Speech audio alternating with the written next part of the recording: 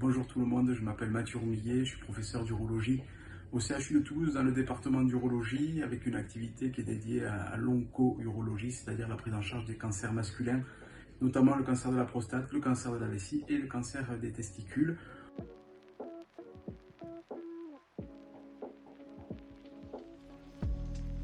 Le cancer du testicule a quelques particularités. La première, c'est qu'il survient chez les hommes qui sont jeunes. C'est vrai que l'incidence, c'est entre 15 et 49 ans, mais avec un pic, on dira, aux alentours de 30 ans.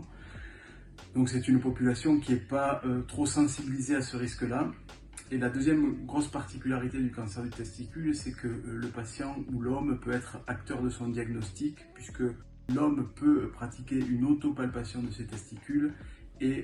diagnostiquer ou en tout cas sentir un élément nodulaire qui apparaîtrait et qui l'amènera à consulter chez son médecin généraliste.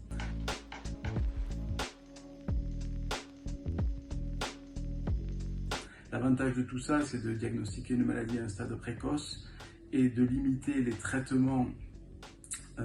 notamment en type de chimiothérapie et autres, qui pourront être donnés aux patients, et donc à limiter les effets secondaires. Il faut aussi retenir que le cancer du testicule est un cancer avec un très bon pronostic, et donc c'est une raison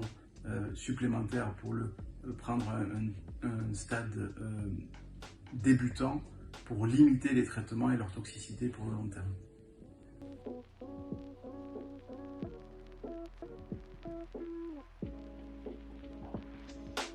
Ce qu'il faut bien faire dans la palpation du testicule, c'est examiner le testicule en lui-même. Quand on examine le testicule, que vous palpez votre testicule, vous le bloquez dans le scrotum en position bien ferme et vous passez votre main sur la face médiale et sur la face latérale du testicule pour avoir une sensation d'une surface très régulière, assez rénitante, assez ferme, mais régulière. Si quand vous passez le doigt apparaît une